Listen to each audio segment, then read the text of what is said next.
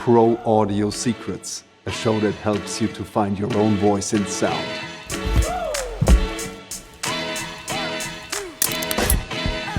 What makes you a good mixer is, and most of the time I don't need a sound, I need, it is possible when you look out to the big guys doing this major big movies, so you need. What was your biggest learning? I learned that the hard way, because perfect only can be when, and then it's better. That's something AI cannot do. The future of sound will be. Welcome everyone to my new podcast today with re-recording mixer and sound supervisor Jörg Klausner. We both go way back. I met him the first time when he was entering the Foley studio in order to record Foley with another Foley artist.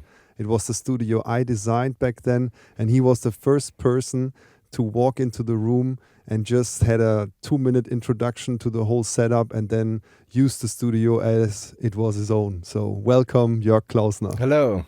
Yeah. Good to have you. Yeah, thanks for having me on your podcast. You basically are able to do all those topics around audio post-production. So you can start from getting the audio, the dialogue delivered, and then straight through to the final mix, and do the re-recording mixing yourself. Everything is by error. There was no actual plan like I want to be the kind of Swiss officer knife for audio post-production.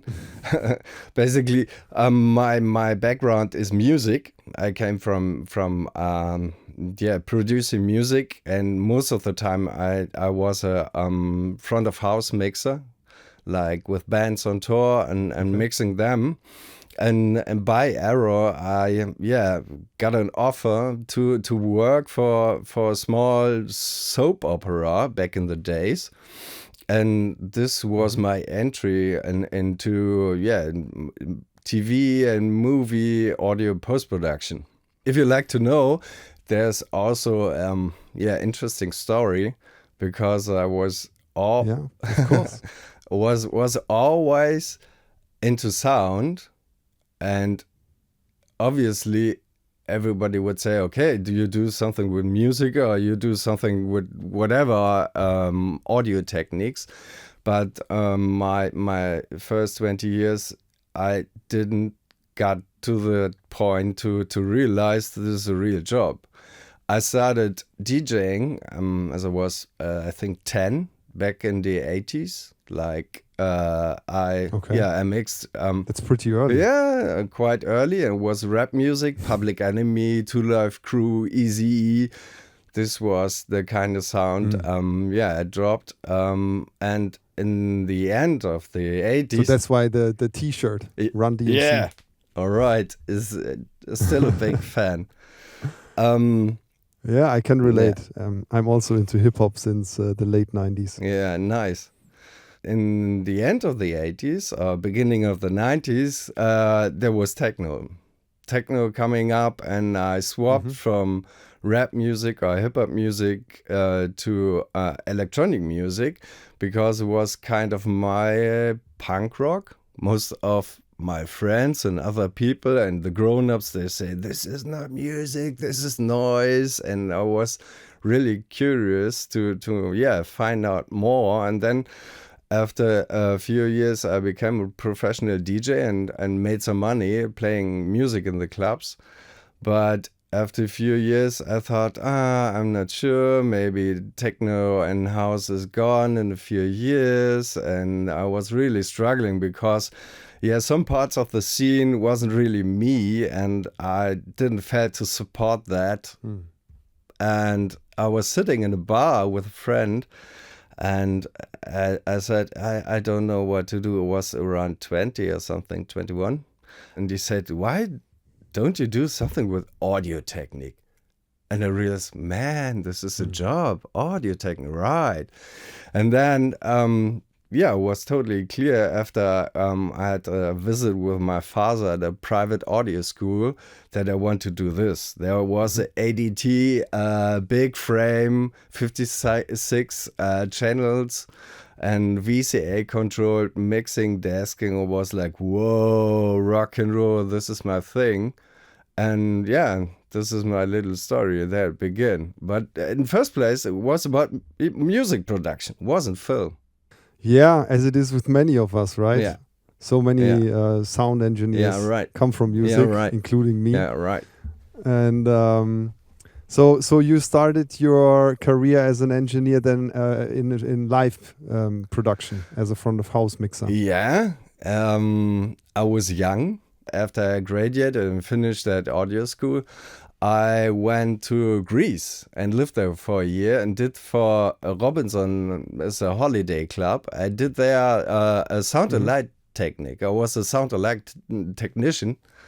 But also you got to do other stuff there, like we needed to be part of 2 shows. They got a cycle of 2 weeks and several shows. Yeah. And I picked tap dancing, so I learned tap dancing. It was quite interesting.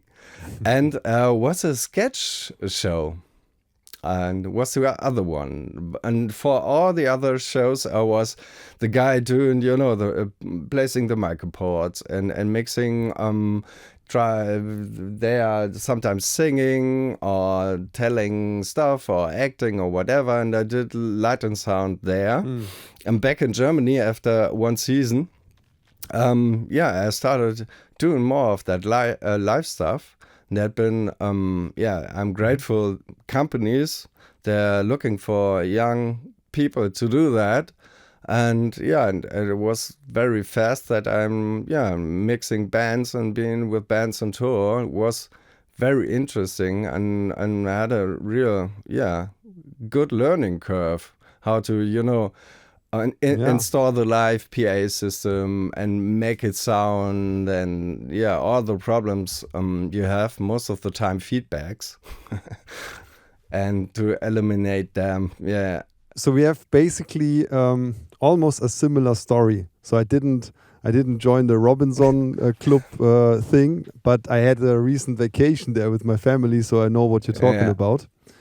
And as I started out in sound, I was also interning in music studios and then earning money at the side as a event technician. Oh, nice! Yeah. And my goal was always to be the front of house or monitor mixer, but I ended up always just handling the cabling and getting all the boxes and stuff out of the vans and back in. So never really the job that I wanted to do, except for a few occasions where they actually needed someone and then I could step in. And there was also a group of youngsters. They did some rap show events in my hometown, and they booked me to mix those, which was also very exciting, and I really loved that. But this front of house mixing never really took off for me because my music was the priority number one. So there was I realized that when I had an opportunity to become the full-time live mixer for a band, like a friend of mine, or basically someone who's not my friend, but I knew him from a studio I was interning, and he was going on tour. So he asked me do you want to do the front of house and also monitoring all included? Because it was a small club tour. The small and I said, yes, okay, let's try it. So I did the mixing then for him it was in my favor because the first concert was in the club I was working before in my hometown. And I was also mixing those little shows here and there. So I knew the venue and I knew everything, so I could deliver a good job. But during the show, I wanted to step on stage with the artist to perform some freestyle rapping myself. Okay. So after the concert, I asked how did you like the mix? And they said everything was fine, totally cool, but we want someone else to mix our tour because you are clearly preferring to be on stage and not behind the mixing desk. Okay. And that opened my eyes. Okay, there's something true about that. And that's how I understood what was going on back in the days. But after a couple of years in the music thing, and after producing my first album, which was then not as successful as I wished, I decided to look for something else. And the only thing I didn't look for in audio engineering was film. Yeah. So that's how I entered the whole film industry. Yeah, it was for me the same. There was no plan at all to go to do some movies. It was about music, and whether my times doing live stuff, I thought about to start producing stuff, and like privately I did that. But it's about time management, and when you're young, there are other things in life to do, and we only have 24 hours, so was a little less producing my own stuff as I was working and having a good time. And then was the day, there was a guy from my school, he was actually a teacher, and he called me and said, I'm doing here a soap opera, can you help me out? It's quite easy. So you can do that. And I went to that post facility, and they had Avid Media Composer back in the days, and was, I think, one of the first companies really working with Avid Media Composers. And I had a system. That is the editing software. Yeah, video Avid, picture editing. Picture editing. Right. Yeah. And it's from Avid. And they had a machine, what is it in English? Organ. It's like Augan on German. We said Augan. It's I think a Dutch company was that. It was 8-track hard drive recorder, hard disk recorder with optical like cartridges. And then he had something like a sound library, and was with buttons. You got a clicker there. Okay, I select this, and then I select that, and I push it over. And basically, my job was to drop background sounds for that show, and here and there, door opening, door closing, and a cell phone ring. But it was after a while, because we did something like 250 or 260 episodes, and it was kind of boring. So when we had that like shot in the bakery, and they had talking heads, and they were talking, I was creating with a few tracks like accidents in the background. Like there was a car accident because I found crash sounds in the library, and then the ambulance is coming, and one track of Walla, like, oh, what's going on there? And there was a car accident. I found that, and it was always behind the door. You barely could hear this, but this guy moved on to another company and did their sound design for,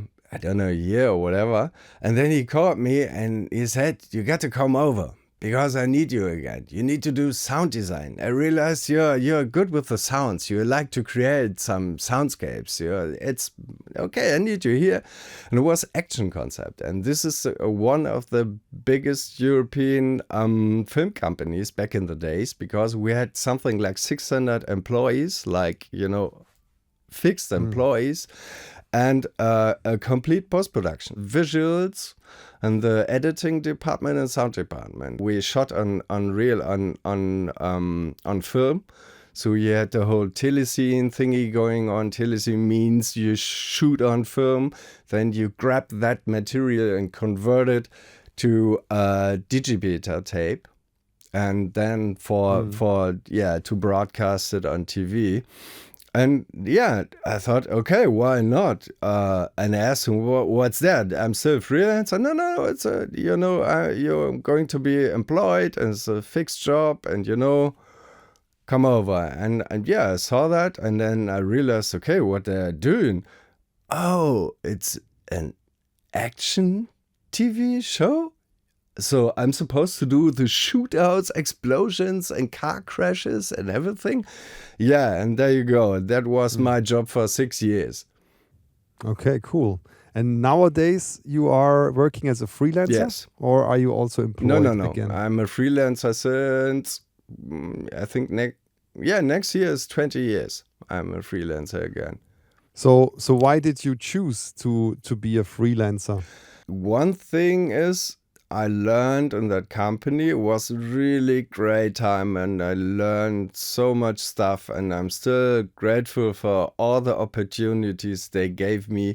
But what I learned is they have like a signature of how they do things. And when you're a freelancer, you have completely different projects. Like you have a love story, or you have a horror show, or another movie is about politics or whatever, and it's you always got to paint that picture, and this is how I see myself. I'm a storyteller. I'm not a sound guy.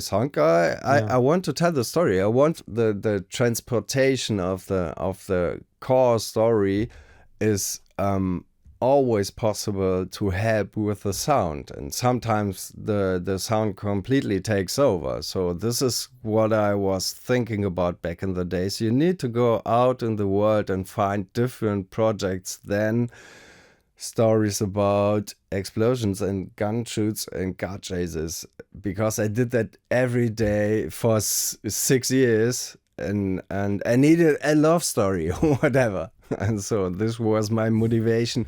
And this is totally clear, because when you go to another company, maybe it's a production company, they have their signature of doing things. So it's gonna repeat sometimes.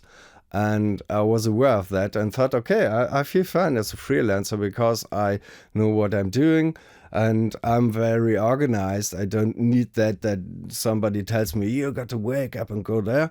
I just do it. It's like natural thing for me to wake up and know my day, I structure my day, and I know my task and what to do. So, and I love that, to sometimes say, okay, I need to design stuff, but today, it's not possible. I take a break, go in the forest, move my dog, come back and say, now it's my turn. And bam, there you go. And this opportunity, most of the time you don't have when you're like fixed employed somewhere. Yeah, I can relate. So when I started out in the post-production industry, I was employed first as an apprentice and then as an intermediate sound effects editor. Yeah.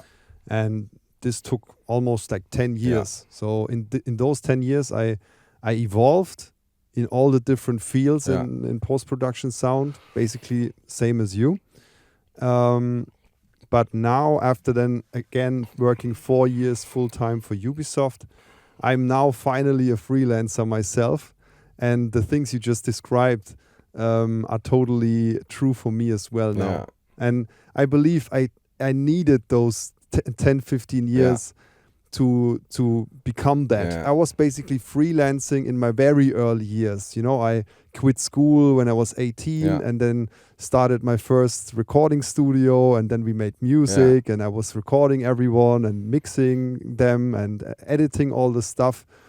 And that was basically freelancing, but I was not very organized until I was 23, and then when I was 23, I started working in Berlin as an intern, and that was basically a full-time internship for 6 months. And this was the first time I had a job I really enjoyed, with a fixed kind of, timeline every day, like a structure. Yeah. You go there at 10, you leave there at 7 or whatever. And that helped me immensely, to be productive as a musician as well. Yeah. So only then I could then write my album in 6 months, although I was working the whole day. Yeah.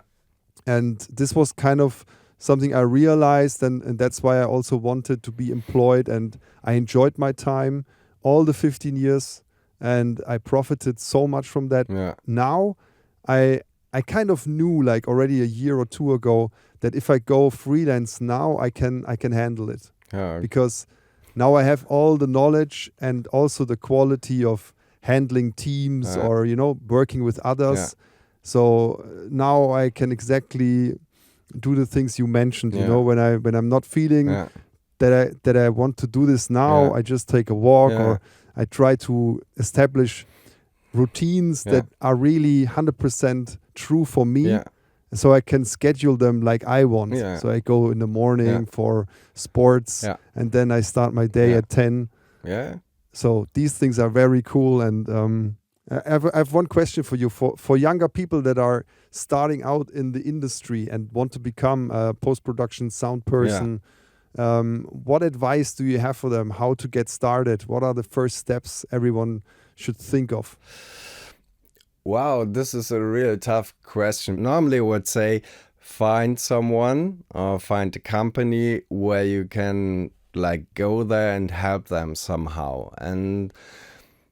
But I like to say sometimes you have to be careful that they not always trying to get the money out of you because you do all the stuff. Maybe you're very good. It depends on what your hard skills are you bring. Because when you can do some stuff, for me, I think you got to be paid for it and not used like you're a human being. So don't be used by a company like you do all the work and they're making all the money. The other thing is find someone where you can learn stuff and don't push yourself in the front, stay in the back, like learn and watch. This I think is still valid these days.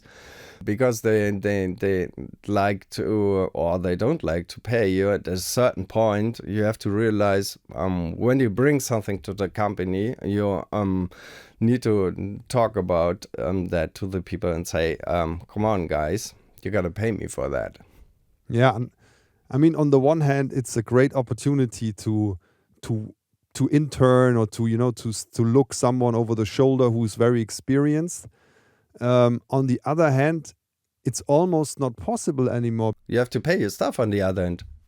The government's restricted to allow unpaid internships, which makes sense on the one hand, but on the other hand, it doesn't, because how you can get those first experiences, when you don't have the qualities that you can go into a company and earn money for them right away. You just want to look someone over the shoulder and learn something. And you basically can't, because they wouldn't allow you to go in because of insurances, and they force the employers now to pay even like a minimum wage for the whole time, like a full-time employment has to be paid. That is like a couple of €1,000 every month. Like, let's speak for Germany. So I think this is not the best thing, and I also hear that from the US that there's the same thing going on, and people really can't do this anymore. The other thing what we have now is online, so that we can look on YouTube or get engaged with coaches and stuff like that. So what do you think about that? This is great, because I was a big critic, because I thought, okay, I don't know that people, and there's the internet, and it's like virtual, and I don't trust them. But was a different sector, was business related. I was coached by a really nice guy. And it was totally positive for me, because I saw all my benefits. And I always think it's the thing, when you start to trust in things or persons, then you can really, relax yourself and focus on stuff. And when you have real good experts, and it's like, you have courses and very well thought plans how to learn stuff, your learning curve is really high. So I had that. It was a couple of weeks. I learned new stuff, understood stuff. Before was like, it's not my cup of tea, because I'm an artist and rah. But when you do business, you need other skills. So and I did that course and was online and was really happy about that. So I changed my mind a little bit about that. So it is possible. And that was a business coaching. Yeah, right. It was business coaching. So nowadays also audio is available to take courses, not only on the paid schools, but online. I do this myself. I offer coachings for people that want to get into Foley, and also make like a course for beginners and students, which gives an overview about audio post-production. And my vision is to always show these things with real industry projects. Yeah. So also the goal here is to have that learning curve really steep. Yeah. Same thing you said with your course. Yeah. So I also think it's a great opportunity today to learn like that. Yeah. So let's get back to your current work. So you said you are basically doing everything if you have to. But let's talk about the mixing stage. Yeah. Because I know you are mixing a lot of movies yourself, sometimes not even with a second person in the room. So you're handling everything yourself, right? You're handling the sound effects editing process if something has to be changed, or you get the music that is coming throughout the mix implemented into the session, and then you're handling all the mixing desk and everything and your clients at the same time. Yes. Right? Yes, right. So what is your experience in that field, and what do you think is the most important thing when you want to become a re-recording mixer? Yeah, the most important thing is you got to be always open for new ideas most of the time. Or in other words, you can't expect when you mix a scene that it's the only solution for that scene. Because there might be a producer or the director or another, like the guys giving the money sometimes. They're on a mix stage and they had an impression and first impulse and say, I don't feel it's working right now. And this is the point. What's the difference, or what makes you a good mixer is that you have options. And most of the time, I don't need a sound, I need the picture, and then in my mind there are coming things up, what I think can bring or add something to the scene.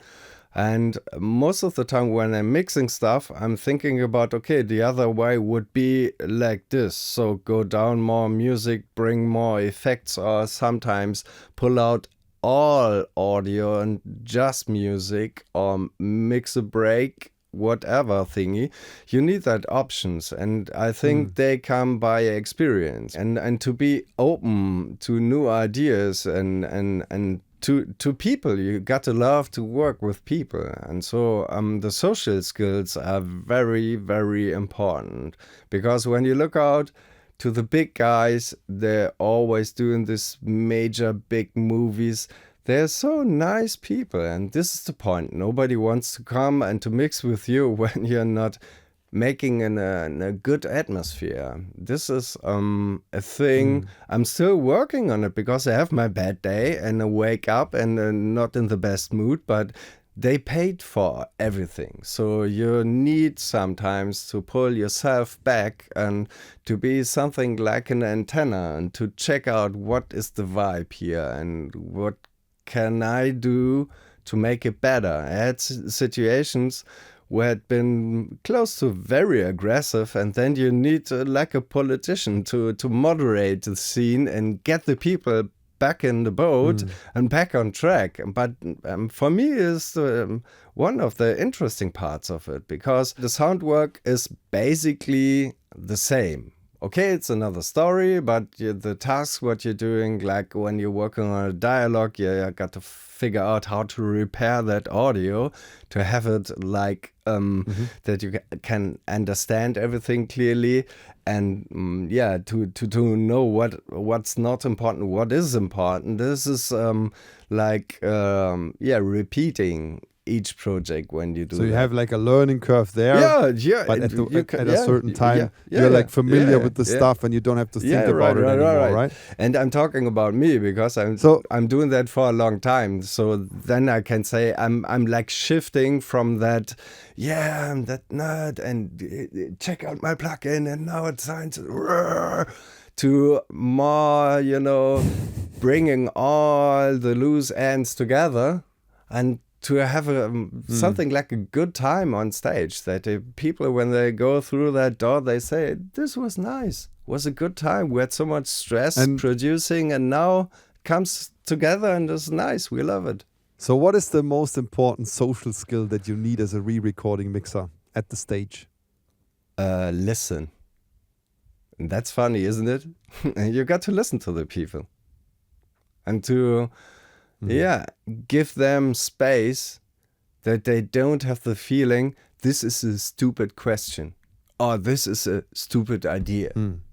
And I think it begins that you listen to the people and not feel like I'm flying the plane and you're sitting there. This is not going to work. You need to, embrace the situation and be open. I had it many times that I thought, man, this is the perfect mix. And then someone came up with a great idea and we did that. And then it was like, wow, this is interesting. Completely different vibe on that shot. And you got, let loose somehow. And I learned that the hard way. Gotcha. I learned that the hard way because the first 10 years was like... Because of what? Yeah, because it was the complete opposite. It was like, what you want to tell me? I know how it goes and you're not. And this is complete bullshit. This is ego stuff you don't need on the mixing stage. I assume sometimes you prepare everything for the mix yourself. So you edited the dialogue and you layered the backgrounds, made all the hard effects, implemented the ADR, maybe edited the Foley and all these things. So when you come to the mixing stage, everything is basically pre-mixed. What's the difference if all this stuff is being delivered from other people and let's say a supervising sound editor sits next to you and you are you're the sole re-recording mixer for that project? What's the difference? One point what's like making it very easy to mix is that I know every frame from everything when I do it on my own. But it's the same when other people doing stuff. They have different interpretation, they have different ideas, and I love that team spirit beyond doing everything on my own. This is I don't like to do it. It depends on the budget. Sometimes is that because when I have a certain budget, I can't call you and say I don't have any money, please edit my Foleys. Because several times I tried to book you, you had no time or you did too much work or whatever. Wasn't possible to hire you for Foley editing, if you remember. But it depends on things, on rates I can pay, because sometimes it's not possible to hire other people because I don't want to be the bad guy, not paying the people in the right way. And then I decide, I go full throttle and all the weekends and push it and do it on my own because I want to look in the mirror every day. This is one point. But what I really like is fresh ideas from other people. And I'm still learning. So if someone else is doing stuff, sometimes you see, there is a different way to do that, or to achieve the same goal somehow, but in a different way. So, and it's interesting. Sometimes I think, it's going to work for that show. I never would do that, but the input is interesting. That you never stand still and sit there and say, I'm the great guy and I don't have to learn anymore. This is, I think, not really working, because our business is to create situations and emotions, and they are hopefully not the same movies. So they're different movies, you need different things, and you need to grow the whole time. And this is really the thing keeping me up, doing that job. And if you look back to your career, now almost 30 years in the post-production industry. Yeah. What was your biggest learning up to this day? Yeah, there had been several things. What I learned from myself the last years is, not to overpace myself. So to force myself too hard, to give it time. And I changed my working style a little bit. I think it started 9 years ago. I realized I need some time out of walls. I don't want to be always in the studio, and I bought myself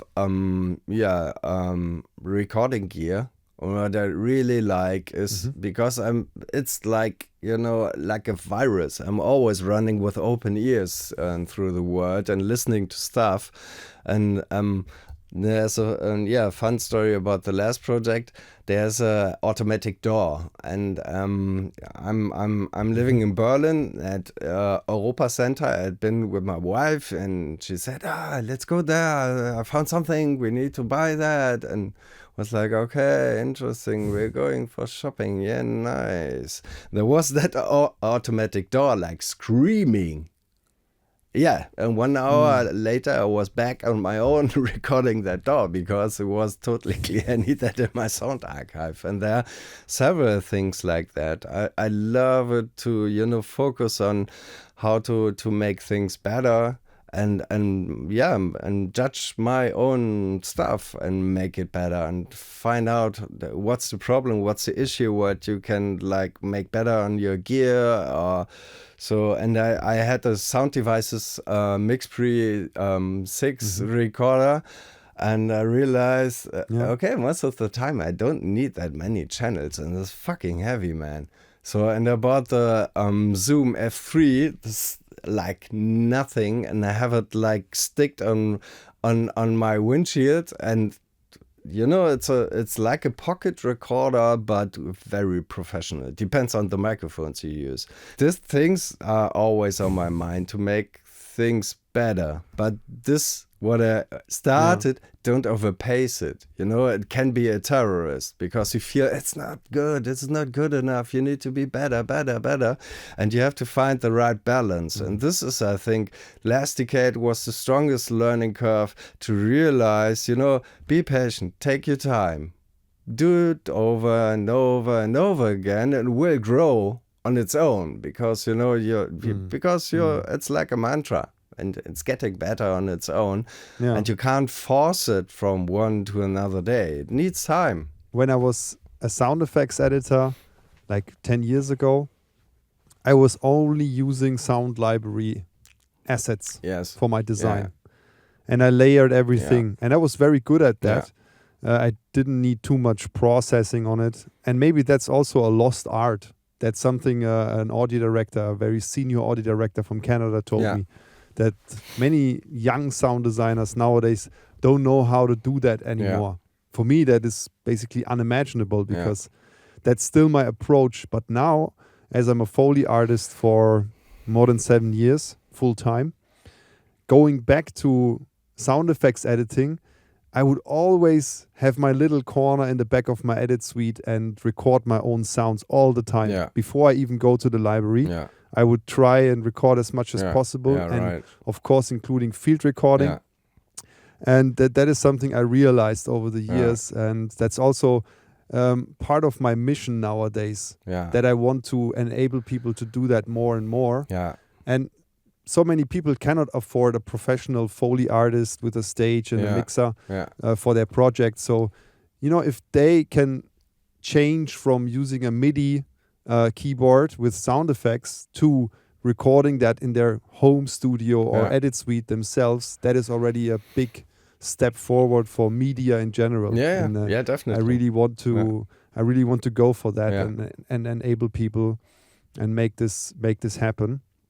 So what is your vision for the future for yourself and for sound? I think there are many things coming up in the next years. There's this big topic with AI, but I'm not scared at all because I think the moments we generate, most of the time they had something in relation with our faults and errors.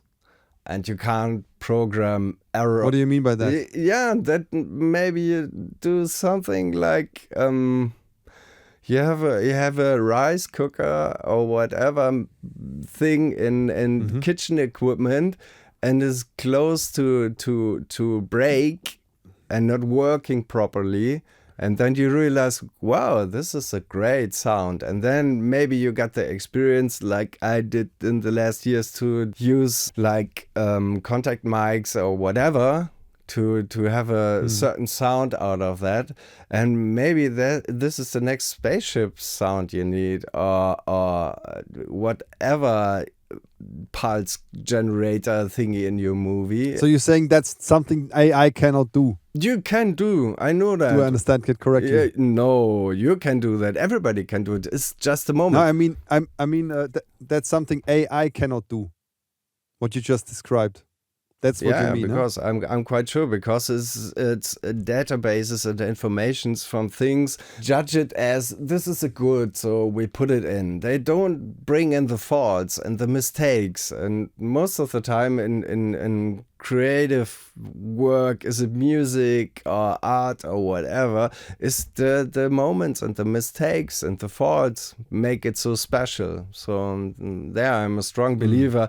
You don't have to be afraid. And on the other hand, there's so many great stuff like denoising thingies and machine learning and helping us so much, because it's not that great interesting thing to to hear crappy production sound. So it's really right now it's really nice to have tools to make, and then it's better, not perfect, because perfect only can be when you have a perfect recording. You can shit is shit.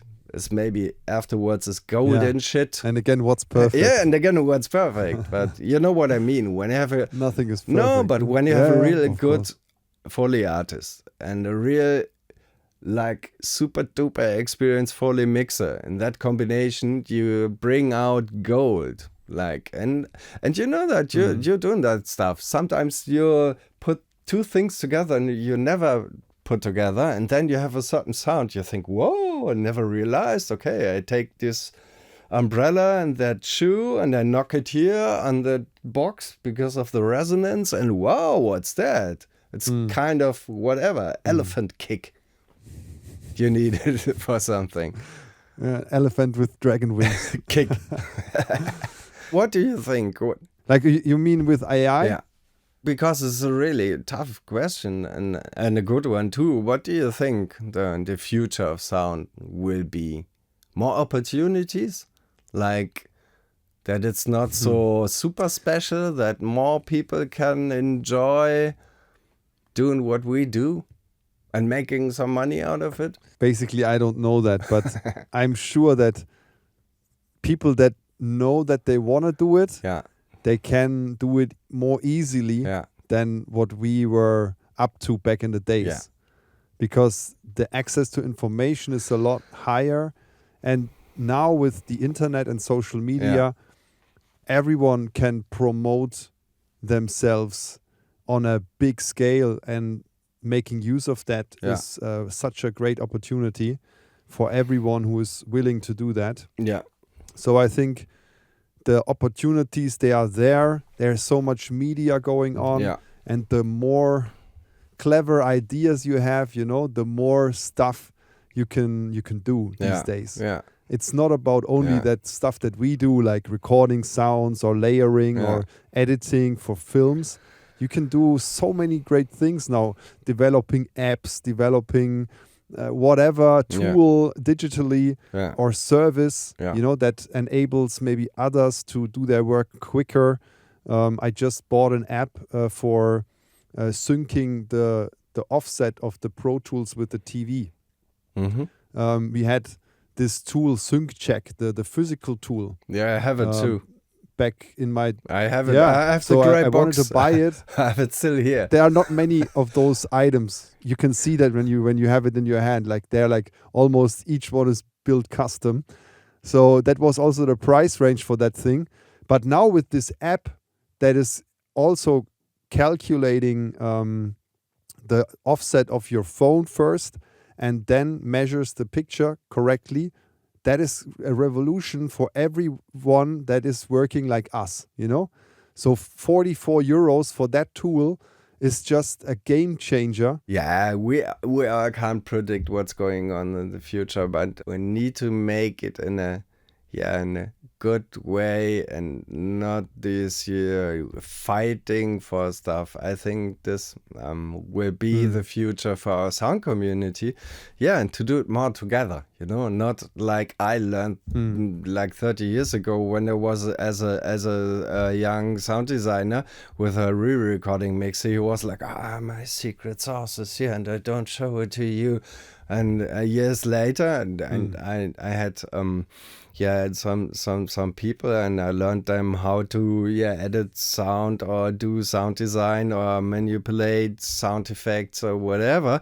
I was like, why not tell them? Why?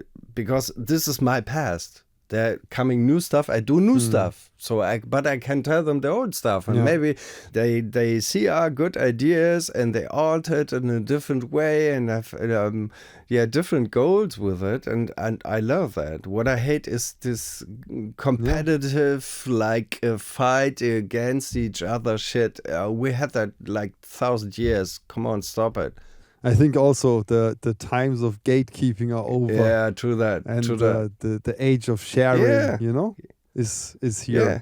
So I enjoyed it also a lot. Yeah, me too. And with that, I want to thank you so much for being here, for taking the time to talk with me. Yeah, thank you. I wish you all the best for the future 30 years of your audio career. And let's work together soon. Yeah. We will, and thank you for having me. And it was a nice hour with you. Thank you. This was the first episode of Pro Audio Secrets, already recorded 1 year ago in another studio. So since then, a lot of stuff happened in my life personally, and I really appreciate that you listened up until the end. If you haven't hit the subscribe or follow button wherever you watch or listen this, please do so now, because it helps the channel to grow, and I see a lot of value in Pro Audio Secrets for the whole Pro Audio community, especially to people who want to start out in the industry and looking for their first role or their first paid gig. Definitely look into finding your own voice in sound. That can change over time.